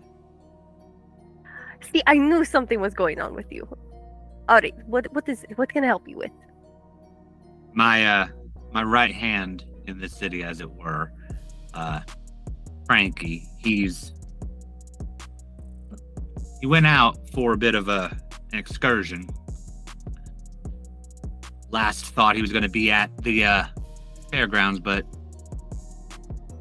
haven't heard from him in a few days, and is worrying my lieutenants a bit. I gotta admit, it's starting to pick at me a bit as well. It's bad when things start to fold in instead of out. So, Say the least. Frankie? You said? Frankie, yes, he was the bartender at my physical club, which unfortunately went down in flames more It was literally way than too loud. metaphorically. Yeah, no. Well, it was mostly the explosions that were loud, not so much the That, music. that would do it, yes. I returned the favor. But see, karma. Make Karma. sure that everybody just do what you want to do. You got that freedom. You earned it. Right from your chest. See, that's what I've been thinking about too. This whole freedom thing, because I finally got like basis of a church going back up again, and well, Good. things are getting a bit aggressive in the city. I mean, your freedom, Frankie. Storyteller, can Linda use premonition on Frankie? Yes. I'm going. doing That's this too. brings me to my next point. Is thank you. I'm going to need you to be very specific because this is going to be something. Let's say finite. Yes, because what Linda had before as a premonition about Cananti was something was not right, Correct. and that she needed to go tell him something, but she didn't know what. Okay, No, so it's just that I'm looking. she remembered it when it happened, and then Mhm. she forgot on her way, Yeah. which so is it's not just- uncommon for Linda. No. There's many shiny things to steal along the way, including the car that she absolutely parked just like off street. It's probably on the sidewalk. Mhm. So her whole thought is, if the lieutenants are worried, we need to find Frankie, because Frankie might be what thing that we need to tell Conanti is. Perhaps. So make me one rouse check. You were at 0 hunger for tonight. Yeah. You don't want to waste it. Oh, that's a foreboding. That was a 10. So pass the rouse check. Excellent. And then for Linda. We'd love to see it. That's resolve and your level of auspex. Yeah. That should be 9 dice, I believe. Oh man. Yep. All right. Here we go. Let's see how you do, Linda. 6 successes. Mhm. With 6 successes, you start thinking about Frankie, explosions, and the music. The music keeps pumping louder and louder, irritatingly. You must speak with this DJ at some point and tell him how he should be doing his job. But your vision sort of swims. The sand below you on the beach turns into ashes. And as you look deeper into the ashes, you see little figures dancing around it. They're dancing and scooping up the ashes, rubbing it on their face, rubbing it into their eyes and their nose and their mouth. They are in glee, in joy. And at the very center is a burning body making the ashes. So Linda kind of stands up and is kind of playing with the sand with her toes. Oh, everything is ash. We all become ash at some point, I suppose. One way or another. But, unfortunate, I'm so sorry. What are you sorry for? Oh, the burning man. It's sad. It's loud and it's burning. Burning Man. You really should get your child there under control. What business has he gotten himself into? It just burns. It's loud and it burns. Cananti, I don't think. I think he well, I'm so sorry. Maybe I should have come sooner, or maybe I came too late, or maybe he hasn't yet. It's all ash and their painted faces. We all wear masks, so that might be the issue. Metaphorically speaking, yes. Metaphorically, but depends on what he was last doing, I suppose.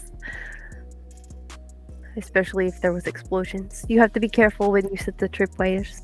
It's important. You gotta make sure they go off at the right time, or you get caught in everything, and that's not good for you. I should be careful with what he was doing. And I wave Cobra back over. He was not that far away. Boss? I need you to grab a handful of folks and go follow up on Frankie's last locations. Make sure he's doing all right. Last text we got from him was the Freestyle Amusement Park. Mm-hmm. Yeah. Are you sure? You should check. Some of those were ours, or could be ours. Are you sure? Go ride some rides. Have a blast. The merry-go-round where the children dance. Right. I'll And if you don't see Frankie, then just enjoy yourselves. understand. Went all that way. I'll get some of the some of our more fun-loving recruits. Well, it is an amusement park after all. Yeah. Just be careful of the flames. Okay? Will do. I'll text you. Thank you. As he walks off, I'll just turn to Linda and say, stuff like this has got me thinking, why not take the party on the road at some point? Town got a bit hostile. Oh, no, I remember now. I remember. Okay, you have to go. I do. Yes, all this karma business, it's going to catch up, and it's not going to be good. So you need to go. You have any more details on that? Was it just feeling? Myrtle Beach is the bad place. It's going to end in ash. I imagine it will. And I don't want to see you hurt, my friend. I appreciate you. The thing is that there's still so much to do here. That's where I'm torn, you see.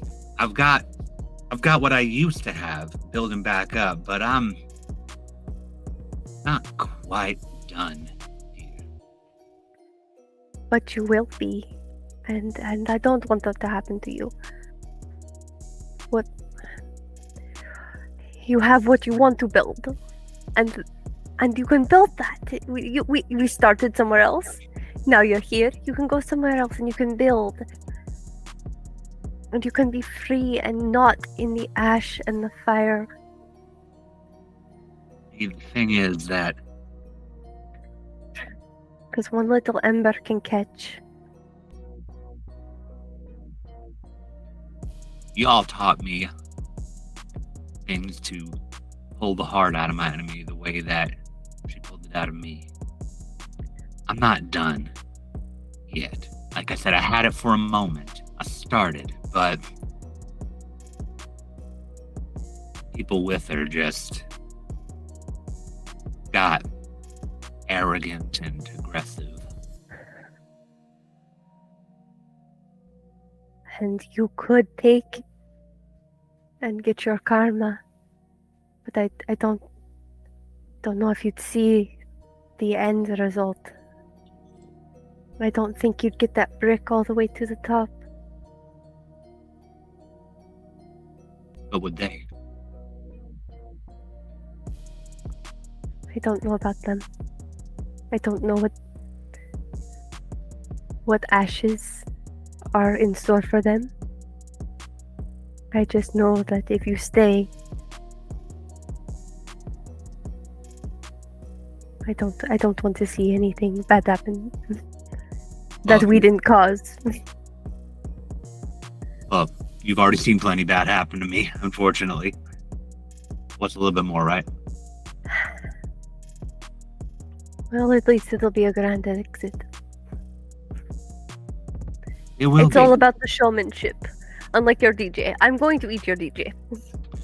Let him finish at least, but sure. You came all this way across the country just to tell me that my right hand was not doing well and I should get out of here? No, it was the end. I don't see it going well. If you stay, I believe that this will be your last hurrah. Still, you took quite a trip here just for little old me, and I appreciate it. Of course, we're old friends. We go way back. That we do. Years. I don't know. I stopped counting. Don't we all? But who are these people that are causing you trouble? See, when I was setting You up mentioned here, her, but when I was setting up here, I was under the impression, being in an anarchy type area, this side of town at least, that worked the way that most places work, which is you stake a claim to a space, you've got the resources and the power to back it up, it's yours.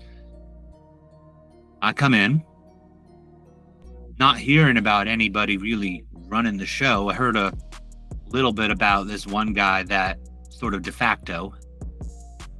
I was under the impression he didn't even really want it, but the moment that I show up, he and his crew roll in, saying that he's the Baron of this place, trying to posture power. Didn't even get a chance to say hello before he was already swinging his dick around with that. Men. I try to make friends. I try to help them clear out a problem that's a mutual problem for both of us. And one little piece of information didn't go the way that one of them liked it, and they start shooting at me. I tell you, I hadn't done anything to them at that point. But you have now, because we don't stand by and let people walk on us like that. No. I have severely done things. Wonderful. Perfect. But that led to the aforementioned brick and mortar club going up and retaliation. It was too loud. It was far too loud. Yeah. All because Victoria's little boyfriend, Galen, and his friends had to posture. Of course they did. One more rouse check for me. We're good on the rouse check. Excellent. As he mentions Victoria, another vision in the sand, let's say, starts playing to you. And you see Victoria standing there. You remember what she looks like. You see her image form in the sand as the wind blows, that consistent wind that you have at a seashore. Mm-hmm. And you see another person in the sand. Don't know this person, but they do have 3 eyes. It's probably this Galen person that the Baron keeps talking about. And you see him biting into Victoria's neck, drinking from her.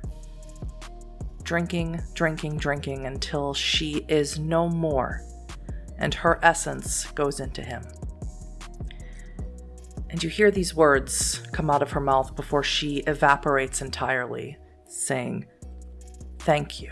You talked about how you wanted to complete what you started, yes. So making sure those pieces are in motion. Yes. You might be able to do it, my friend. You think so? I think so. There's a chance, I think. Not I don't work in absolutes, because you can pick the pocket, but that doesn't mean that there's anything in it.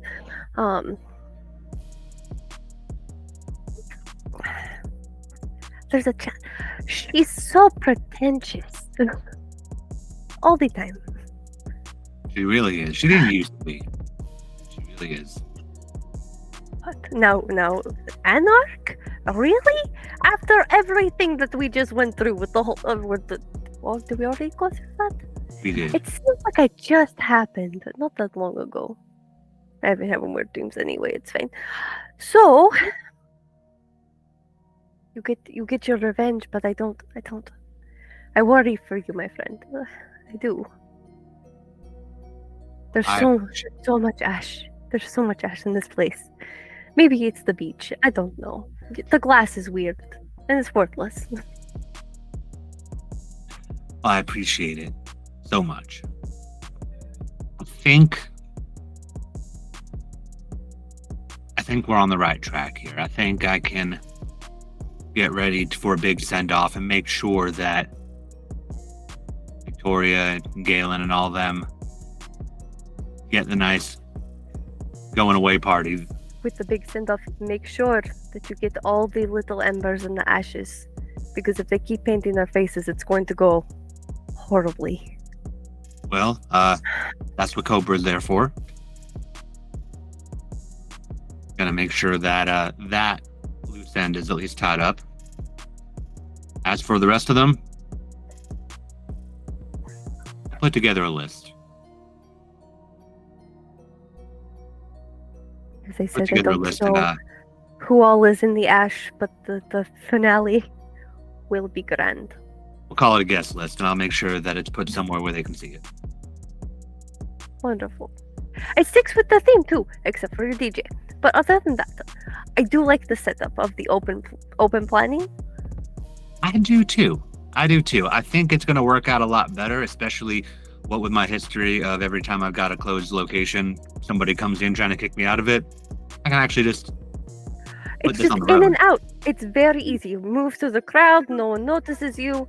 Perfect setup. I think so. I think so. So, I think that's what they came to tell you. Unless you want the sea glass. And so Linda's been playing with this like little necklace that she stole, and Taking a look at it. I think you should keep it. Call it a keepsake of the city. I'm not sure I want one, given what I've seen. Well, you came all this way.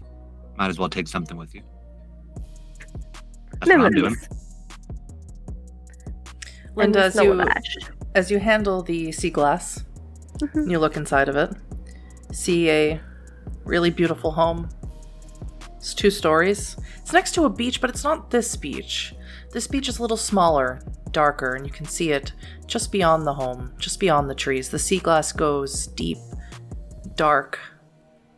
And inside, the house is full of water? Red water? I'm not sure. But there are no ashes there. The ashes don't follow them there. But the red water leaks everywhere.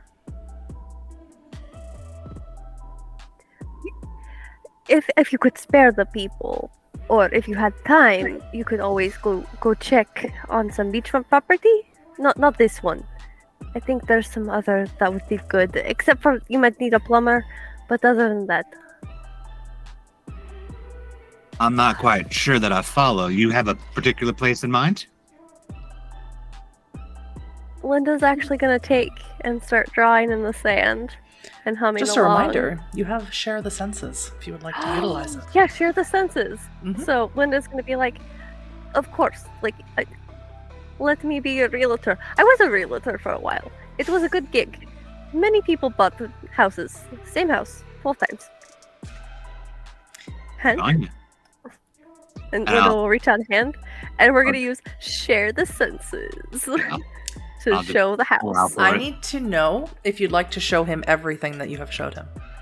Yes. Or that you have tried to describe to him. So that for that Try I to will need... describe through the sea glass. Like, Yeah. sea glass is in her palm. She reaches out and. Yep. I need 3 All right. mouse checks. Okay. All right. Here we go. Where did I put the lucky die? It's over here. Okay. All right. Even if you got very, very hungry, you've been doing Okay. excellent with your hunger tonight. Can't complain about that. That is 2 successes. I am 1 hungrier. So you get a little bit hungry. That little stab. Oh, you don't like that. Definitely got to take care of that. Maybe the DJ. No, the DJ. We can eat the DJ after he's done. Cananti said so. You hold the sea glass in your hand. You put it into Cananti's hand. And you wrap both of your hands around his. And Cananti, do you look into the glass? I do. All right. So as you look into the glass, you are seeing images that flash into it. They flash in a loop. It's like Linda is trying to put her explanations or what she has seen or what she believes into the glass for you to see. You see the little dancing people dancing around ashes. You see a body lying there on fire. They laugh, they jump, they are gleeful. They eat his ashes, paint their faces with it. You believe this to be Frankie. You also see Victoria and Galen together in a lover's embrace, and you see Galen diablerizing her, and she looks grateful and happy, and she's allowing him to do this. Finally, you see a home, not a home you recognize, but you recognize the area. Cherry Grove Beach. It is a smaller, more private, more suburban beach, but you know this, and you know you could find this home. If you'd like to draw it by memory or have someone, or try and commit it to memory, you certainly can. I do the latter. And one more vision that the two of you share. Both of you see in the glass, Linda, now that you look down in it, you see a sword, sharp, long, and silver, jut down and crack the glass. Coming up behind it, curling, swirling around it, is a fire-breathing dragon. The fire that he breathes is red. Redder than blood. The deepest, darkest, most frightening red you've ever seen. And both of you are frightened at just looking at it. And then it stops. The sand glass breaks in your hand, Conanti.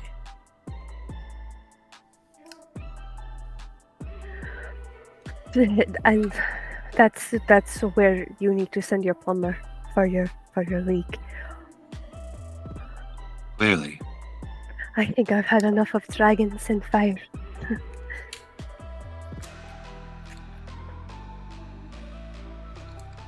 I have two. I think, like I said, it's time to start prepping and make sure that I give the city and its people the send off that they deserve. But meantime, I'm gonna go. I'm a pretty handy man. I think I'll go check on this leak myself. I know you're more than capable. Just So good watch to out. see you. So good to see you. Good to see you too. Does this count as your set being done, or did you pay for the entire evening? Storyteller, is there another DJ in the area? Because Linda's gonna say, I've never been a DJ, but I could give it a shot. There's someone named DJ Tiger that you've heard of, but they seem to be employed by mostly Hunter and his crew. That's the only other DJ that you're aware of. Usually Frankie handles that stuff. Frankie had all those connections locally. Yep. Do I have access to contact information for this person, or is this something I can pull up pretty quickly? For DJ Tiger, certainly. I'm going to offer 2 times what I am paying this guy for last minute set at Club Karma on the beach. And I'll just send it out to him. It's 2 times the rate because it's ASAP. Our last DJ, we did half his set. He responds. You see, he has a signature on his that says Seb, S-E-B. That says, "You got it. Hope you like EDM." My favorite.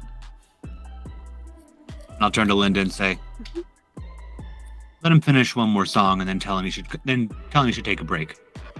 I will absolutely take him on his break. Not a problem. Perfect. It was lovely to see you, Cananti. It's been far too long. Really has been. Hopefully we'll run into each other again in a different location, with a little less ash. I hope you go, and I hope the embers don't follow you. Well, the plan is for the first bit. As for the second, only time will tell. All we have is time. No? Got nothing else. Linda will kind of stand up and reach out for Cananti's hands again. He'll take them. Kind of pat the broken sea glass. Grand finale. And then she'll start dancing. It's time to head towards the DJ and eat. As Linda walks away, sort of a ghost of your past entering your life at perhaps the right moment, perhaps moments too late. It's hard to know. Conanti, how are you feeling about these? Well, you are no stranger to Malkavian visions. You know how mercurial they can be. Yeah. How are you feeling? I know how unreliable and confusing they can be, but I also know that the tone is usually translated across, even if the message doesn't quite make it. I'm feeling a timer on my plan.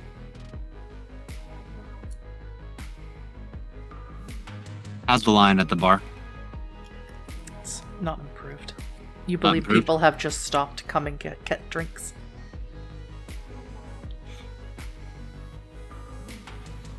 I am going to pull one of the other thin bloods off the floor and bring him over to Boa. Well, this one here is going to help you out a little bit. Make sure that you don't got your hands too full, especially because I need you to balance things out a little bit for me. Oh, pray set. I've got to go meet up with a couple folks. Check in on them. It's been a while. If you wouldn't mind, while continuing to do this, you can load most of it onto him.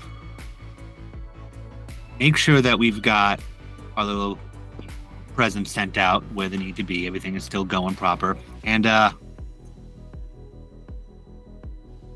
you know what I haven't had in a very long time? Statue. Set. In my location. Okay. I think we need one. Sure. I Okay. think we need one, and I'm gonna send him a note and go. And what? I need him holding a scroll, and with this on it. And you can tell whoever you get in touch with. It don't have to be super fancy. It can be a quick read for all I care. I think It's just been too long since we've had representation. I think one of the Thin Bloods used to carve out tombstones. I think he could do it. Wonderful. Yeah. As soon as you can, because I'm feeling a need to be seen. Yeah, I'll get right on it. Do you want to take some of the acolytes with you? Chloe and Colin and I can't even remember the other one's name. They've been real itching to go out with you, like, or something. Why not? Why not? Okay. No. I think we're getting about the climax point of this location. We're gonna start into the denouement. I would love to go to Charlotte. Charlotte. Yeah. That good of a party town? There's this guy there that I used to date. I would really, really like to go there and kick his ass and then eat him. We can pass through Charlotte. Nice. And I'll wave the other three Thin Bloods over. Oh, these are just mortal followers. Mortals, right? So the mortals over as I head in the direction of the neighborhood. And to Cherry Grove Beach. Yep, thinking over all the next steps for one last party. And Linda, as you dance and Cananti leaves, and you don't really notice because you're dancing to Alexia's music, which is dubstep and other types of music that maybe techno-funk that you're not really familiar with. Get this very strange feeling of someone in your head, and not the people who normally are in your head. Tiny, thin fingers, new fingers, fresh fingers, baby fingers in your brain, looking through your eyes, speaking through your mouth. You see flashes of glasses, a beanie, dark hair. You don't like this. Something is wrong. Someone is invading you. You're not supposed to be here. They don't hear you. It's making it very difficult for you to think about eating Alexia. You see through their eyes. For the briefest of moments, they're sitting somewhere dark. Everything's rusted. They're sitting on the ground. There's candles. And then you're back to yourself here, but you still feel them wiggling, wriggling in your brain. Oh, that is unpleasant. Ugh.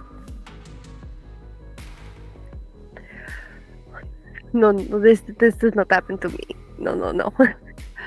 Personal boundaries are a thing. Who are you talking to, Linda? No one in particular? We're done. No, yeah, like Linda's having a full breakdown on the DJ booth. Yep. Yeah. And Elixir pulls his visors down, and he looks at you, and he says, "Been there, baby." He flashes you sharp fangs. Perfect. You want to go on break? Not really. Do you want to try DJ? Yes. Shall we call you DJ Sveta? Anything but that. Now move over. How does this work? DJ Goldenhand, then. Oh, after my heart, no. And she'll wink at him. Those wriggling fingers suddenly aren't bothering you so much. They evaporate as quickly as they infiltrated. And now you're learning how to run a turnstile table with a fellow clanmate. It might still be a tasty snack at the end of the night. Oh, absolutely. And that is where we are going to end. Season 3, Episode 2, Writing on the Wall. Thank you everyone so much.